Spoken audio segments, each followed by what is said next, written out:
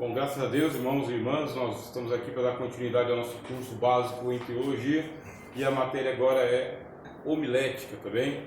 Uma aula sobre homilética. Nós vamos levar essa aula aqui corrida até às 6 da tarde. Se for necessário passar uns 5, 10 minutos, a gente passa, os irmãos que tiverem que ir embora, vão embora, mas é só para a gente concluir esta aula aqui que a gente tem que colocar o nosso calendário de acordo com o calendário da FAESP, tá bom? Então, estamos juntos, não estamos atrasados não. Então, o que é homilética? A palavra homilética, tá? Ela vem da homília. Então, homília é a palavra que você solta, mas ela é uma palavra que ela está coordenada dentro de um discurso. Quando a gente vai para o mundo chamado mundo secular, o mundo lá fora, é chamado de discurso normal. Dentro do nosso mundo religioso, nosso mundo evangélico, nós chamamos de sermão. E para preparar os sermões, não existe essa matéria, essa disciplina, na verdade, que é a homilética. Quem pratica a homilética é um homiliasta, tá bem? Homiliasta é quem pratica a homilética. E a homília é o sermão. Geralmente o sermão escrito, palavra por palavra. Hoje, nós vamos ver aqui os tipos de sermões que existem: introdução, argumentação, citações e outras coisas. Então a gente começa aqui dizendo o seguinte: existe um sermão chamado de sermão extemporâneo. Bem, aqui a palavra, extemporâneo.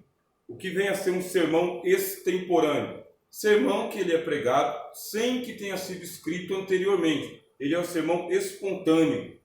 Isso é chamado de sermão extemporâneo, muito praticado em cultos nos lares, tá bem? Ou o culto doméstico, também em cultos em praça pública,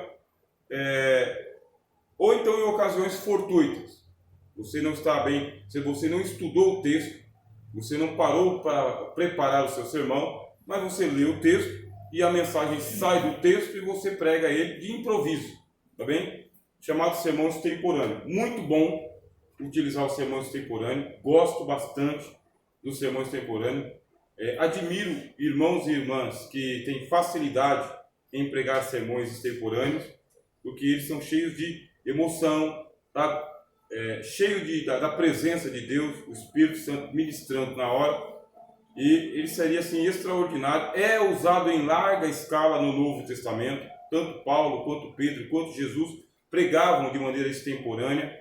Eles não preparavam sermões para pregar, eles pregavam de acordo com a situação, com a circunstância, com a provocação que eles recebiam, com as oportunidades que se abriam. Eles pregavam em sermões. Então, sermões improvisados. Mas qual que é a diferença entre os sermões improvisados dos apóstolos e de Jesus para os nossos? Erro doutrinário. Acontece muito erro doutrinário em sermões pregados de improviso, sem um estudo antecipado do texto. Os textos, eles têm critérios para eles serem entendidos. Se você não parou, não preparou, não estudou, não sabe do que se trata o texto, abre ele aleatoriamente e prega ele de maneira extemporânea, vão acontecer vários erros de doutrina, mas são vários mesmo, tá? A gente também chama de sermão de orelhada, sabe? Eu ouvi alguém pregar esse texto aqui, eu quero pregar igual. Então, vai lá e prega de improviso. Pode acontecer em textos difíceis e pode acontecer em textos não tão difíceis, mas conhecidos, como João 3,16. Você sabe que o texto de João 3,16 ele é mundialmente conhecido, porque Deus amou o mundo de tal maneira que deu o seu Filho unigênito para que todo aquele que nele crê não pereça, mas tenha a vida eterna. Bom, um versículo dá para você pregar de maneira extemporânea em qualquer lugar. Mesmo neste versículo simples e conhecido, as pessoas cometem erros de doutrina. E isso é dramático. Um pregador cometer erro de doutrina é um erro dramático, porque vai conduzir muitas outras pessoas a também errarem na mesma direção.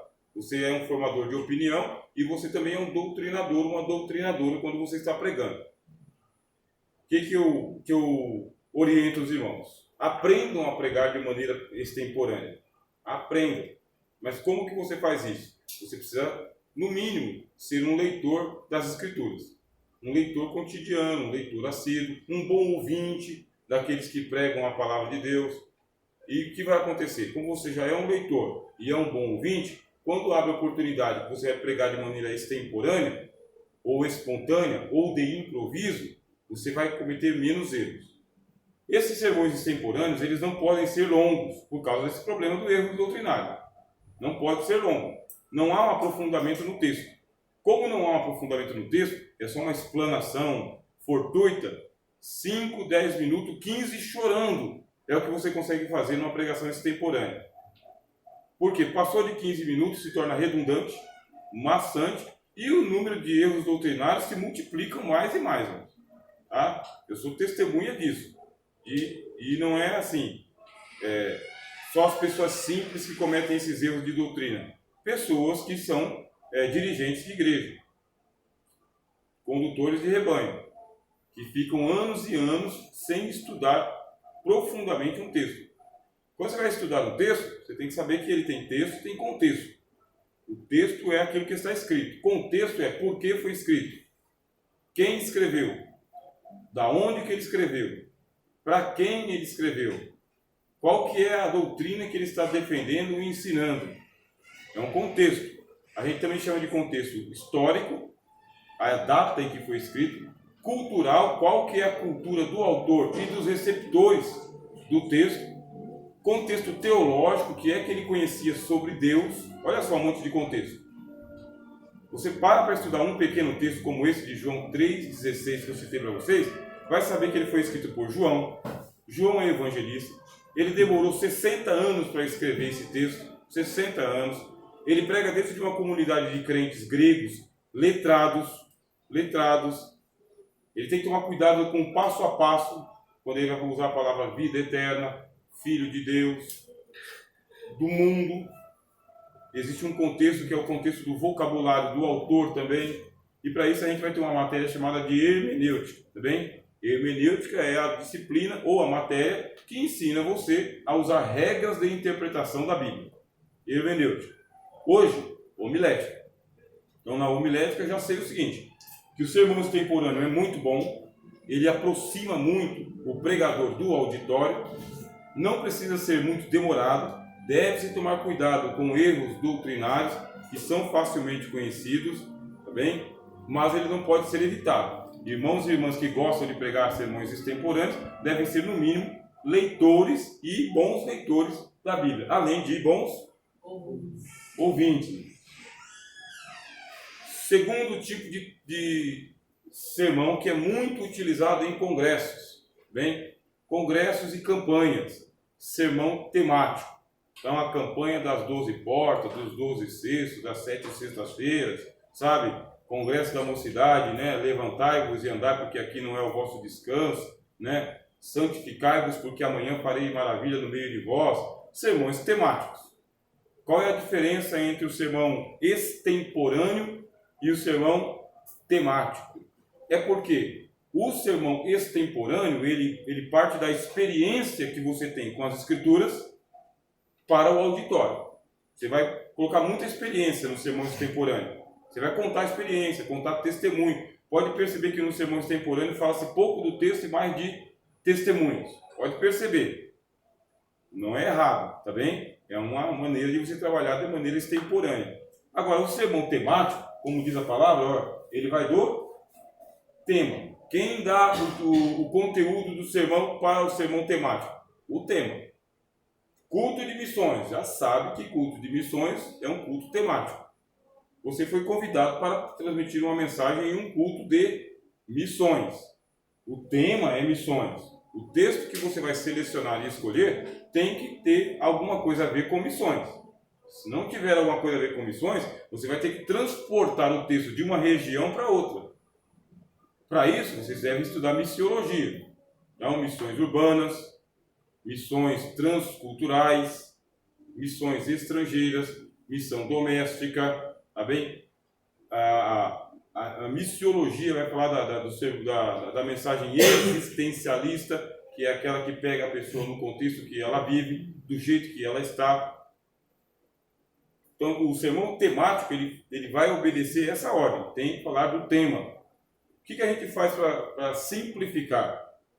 Você pega lá o tema, tá bem? Jesus chorou. Isso é o tema da mensagem. Tem um texto para isso aí, as lágrimas de Jesus. Aí você vai ver a retórica dos pregadores. Os pregadores fazem: se eu fosse colocar um tema nesta mensagem, seria as lágrimas de Jesus. Isso aí chama-se retórica. Bem, é quando você convence o auditório usando argumentos. Isso aí chama-se retórica. É para deixar a mensagem um pouco mais brilhante, mais atrativa, mais atraente, mais estética. Tá bem? É lógico que ele já tinha colocado o tema na mensagem. E que ele está falando que se ele colocaria, mas é justamente para poder dar a impressão de que a mensagem é brilhante. Então, ele colocaria as lágrimas de Jesus. Tema: Jesus chorou. O que você vai fazer? Você vai pegar Jesus e as lágrimas de Jesus.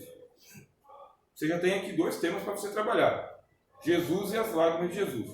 Por que ele chorou, onde ele chorou, quando ele chorou. Você vai ter que ler o contexto, tá? Que é a situação em que ele foi ressuscitar Lázaro, que ele chorou, foi naquela situação. Aí você vai ter que conhecer a região onde ele chorou, as pessoas que estão envolvidas, Marta, Maria e as carpideiras, as mulheres que ficavam chorando também durante o sepultamento. Então, o sepultamento era para demorar em torno de 7 dias. O sepultamento de Lázaro, aconteceu alguma coisa errada ali, que foi antecipado. Talvez o corpo dele entrou em estado de putrefação muito rápido. Foi embalsamado, já foi sepultado, não enterrado, mas ele foi sepultado. E o sepultamento ele era para demorar em torno de 7 dias. Já se embalsamava para a pessoa, para dar tempo dos parentes virem de longe e pegarem o corpo da pessoa ainda. Então demorava 7 dias.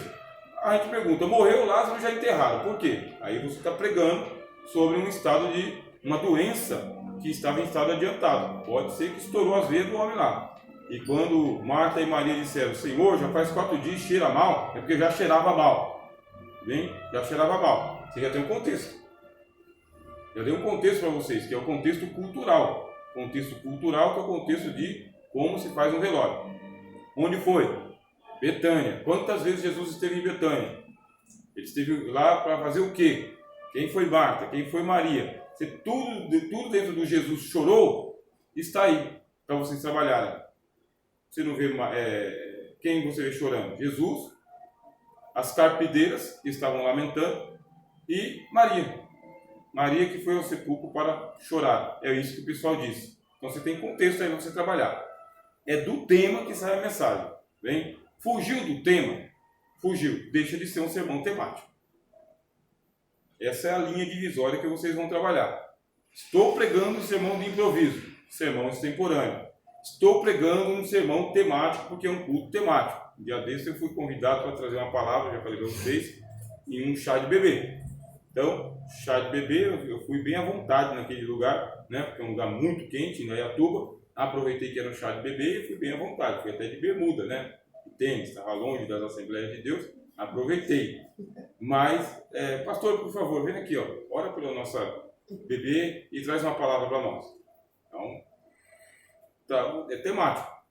Abri o texto, né, porque o filho não nasceu, né, seu nome será maravilhoso, conselheiro, Deus forte, Pai da eternidade. Então, aí eu falei sobre o nome da criança, a alegria de receber uma criança ao mundo, como que se profetiza pelo nascimento de uma criança, como se celebra com alegria. Sermão temático. Está dentro de um ambiente temático.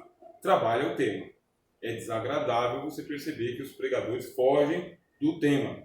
Irmãos, eu sei que vocês me convidaram aqui para pregar sobre a campanha da bênção divina que vem do céu. Mas Deus me revelou que aqui é noite de concerto.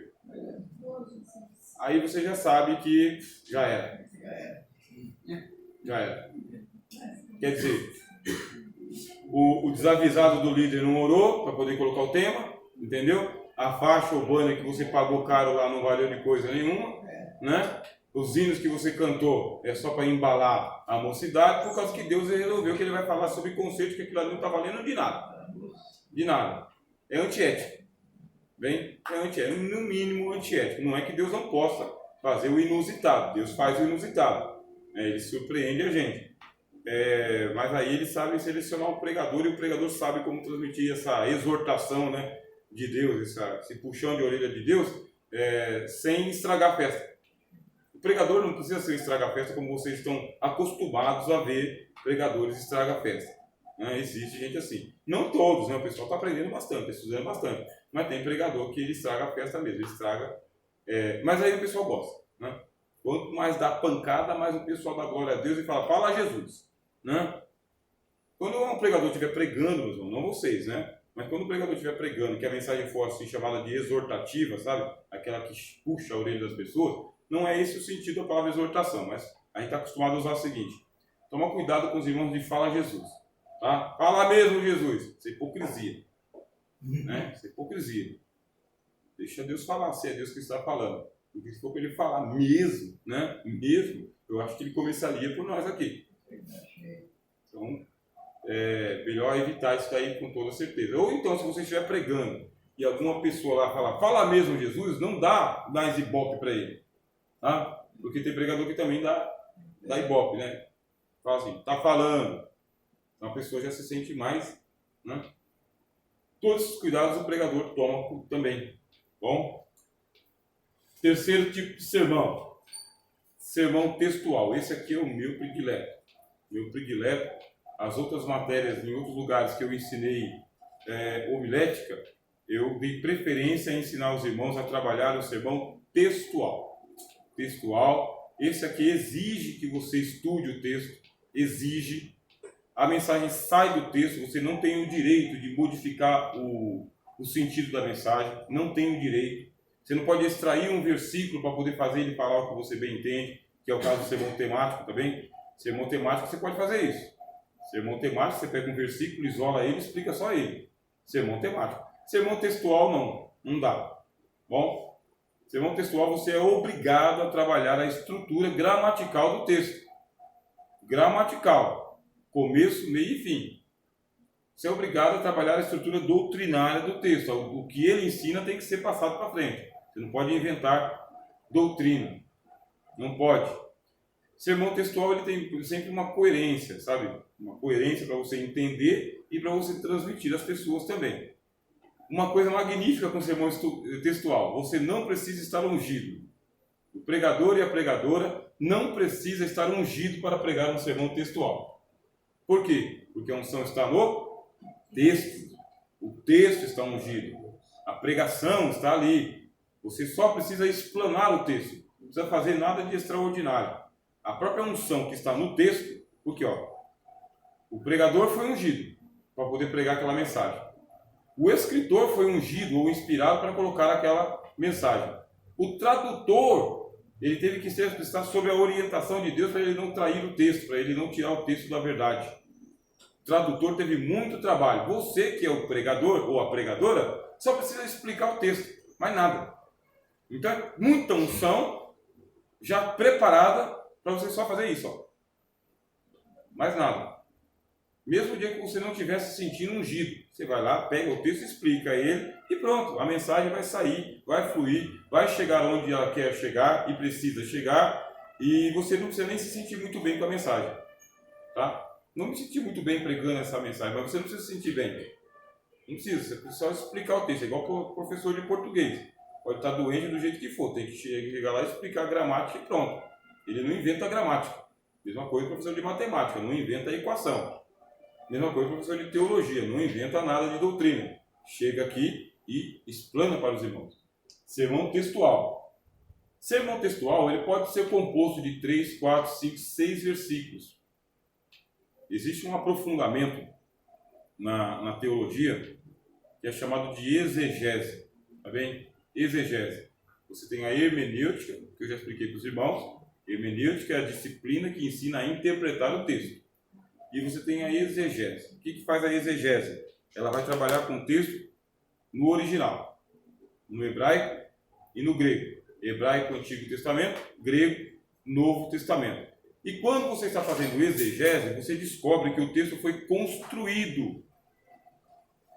Não é igual Chico Xavier, o lendário Chico Xavier, que chegava e escrevia lá, psicografando, sem errar lá nada de nada. O autor do texto, ele está construindo o texto. Ele teve que utilizar a gramática que ele tinha na época, a concordância verbal que ele tinha na época, a sintaxe que ele tinha na época. Ele teve que utilizar o que ele tinha na época, teve que colocar o texto dentro de uma lógica. A gente chama isso aí de perícope, tá bem? O que é uma perícope? É um pedaço do texto, é um texto, é um trecho. Isso é uma perícope. Pode ocupar 2, 3, 4, 5, 6 versículos, 10 versículos. A divisão, vocês têm que tomar cuidado com as divisões que existem no texto, na tradução. Por quê? Eu já dei exemplo, vou voltar a dar um exemplo aqui. 1 Coríntios 12, 1 Coríntios 13 é um capítulo só. Foi dividido em 2. E por ele ter sido dividido em 2, 12 fala dos dons pneumáticos, dons espirituais. E o 13 fala sobre o amor. E o apóstolo Paulo termina dizendo o seguinte: buscai com zelo os melhores dons, e eu vos mostrarei um caminho mais excelente. E ele começa a falar sobre o amor. Aí o que acontece? Quando os tradutores foram lá e dividiram o capítulo 12 e o capítulo 13, porque essa divisão em capítulos não existia. Isso aí é artificial. Foi criado por alguém lá no século 13 depois de Cristo. O pessoal passou mais de 1000 anos lendo a Bíblia sem dividir em capítulos. Mais de 1000 anos. Chegou no século 13 e dividiram lá. Capítulo 1, 2, 3, 4. Qual que é o problema? Onde começa e onde termina? Aí o pessoal que só tinha isso na época, dividiu primeiro em capítulos, depois dividiu em versículos. Essa divisão lá no século 13, mais de 1000 anos depois que o texto estava pronto, trouxe algumas dificuldades. Porque o que dividiu falou, começa onde e termina onde isso aqui? Capítulo 12 de 1 Coríntios é um exemplo. Ele não poderia terminar ali. Ele teria que continuar até o final do capítulo 13. Teria que continuar. Por quê? Porque o 13 está dentro do 12. E vos mostrarei o caminho mais excelente. Ainda que eu falasse a língua dos homens e dos anjos. Está vendo a ligação com o capítulo 12? Ele está falando que ainda que eu possuísse todos os dons, o dom da fé, o dom das línguas, falar com os anjos, se eu não tivesse esse aqui, o amor, nada seria. Qual que é a dificuldade que vai criar agora? O dom, o amor. É um dom ou não é um dom? Em 1 Coríntios, o amor é um dom espiritual. Um dom espiritual. Um caminho mais excelente. Que não faz parte dos 12. Ele é um 13º dom que o apóstolo Paulo dedicou um capítulo sozinho, quer dizer, muita coisa, para falar de um único dom. Os outros 9, né? Os outros 9 ele pegou e reduziu, né? Os outros 9 ele reduziu, ele nem explanou o que é. O dom do amor não, ele explanou como que é, que funciona. Então ele está dando mais importante para o amor como dom do que os 9 pneumáticos. Agora, você não sabia disso. Então o que você faz? Para você, amor não é dom. Para você, amor é fruto. Porque lá na carta aos Gálatas, o amor é fruto. Amor, gozo, paz, longanimidade é fruto e não é dom. Então, aí só que você também não pode confundir. Você que é pregador e vai se tornar um hermeneuta, um intérprete da palavra de Deus, não pode confundir 1 Coríntios com a carta aos Gálatas. Não pode. A gente estuda os livros isolados. Carta aos Gálatas é um assunto, 1 carta aos Coríntios é outro assunto. Você aproxima os dois, estuda os dois, mas você não mistura. Bem? Aqui ele está falando, mas o fruto do Espírito aí o fruto no singular, um fruto só. Mas aí ele cita 9. O fruto do Espírito é amor, gozo, paz. Mas não é 9 frutos? Não, é um só. Qual que é o fruto? Amor. Aonde? Em Gálatas. Em Gálatas, o amor é fruto. Em 1 Coríntios, o amor é dom. Dom.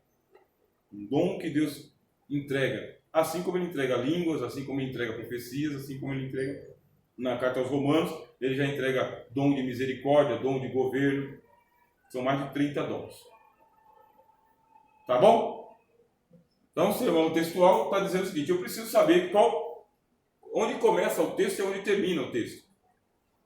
Pega o texto. Pega em várias traduções. Compre várias traduções.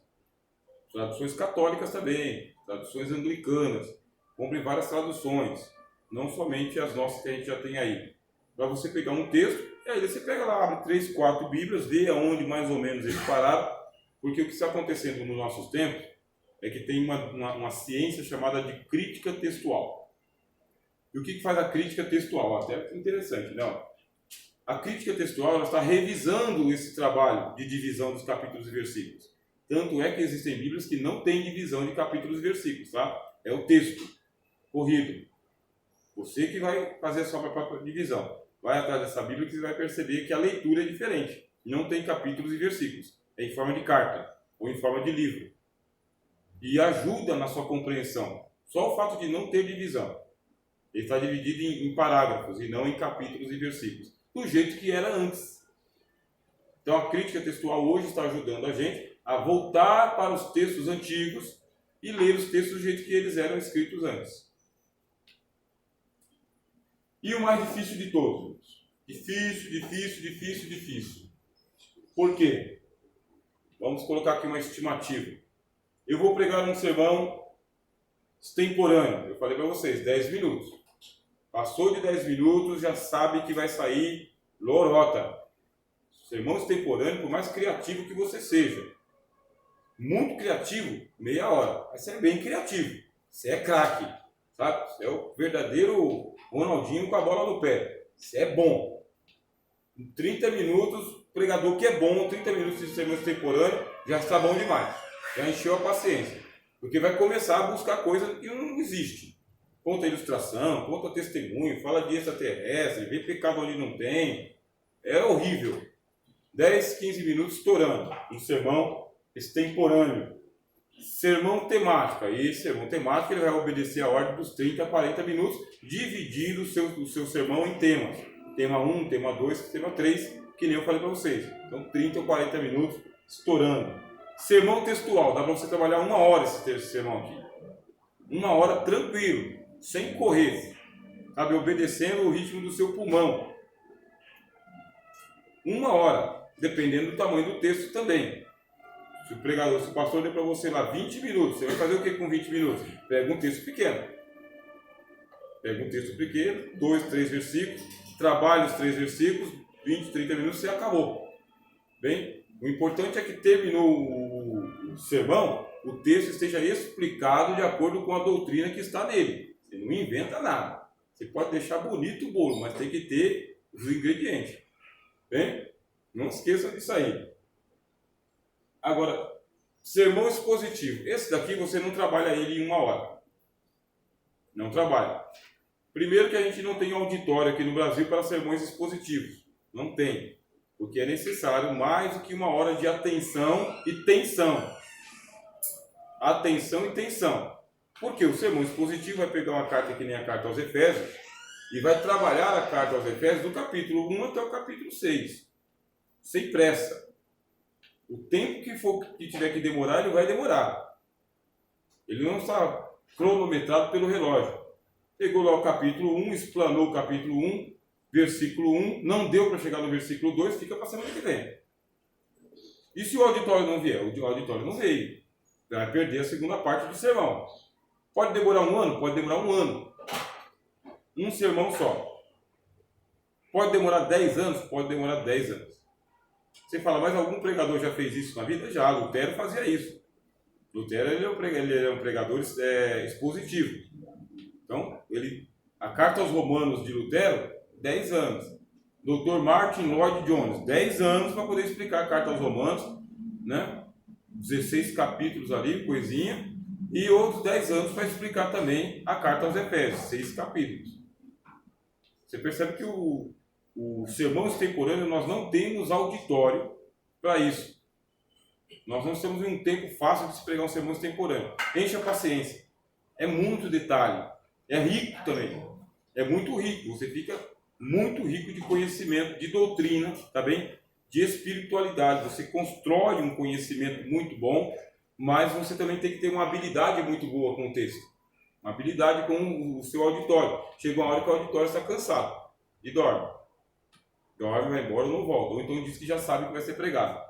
Para isso aí, você vai ter que pegar o texto, estudar ele durante anos antes de você pregar. E aqui vem o grande segredo. Quanto tempo você deve gastar na preparação de um sermão? Você deve gastar o máximo de tempo necessário, meus irmãos, para você preparar um sermão.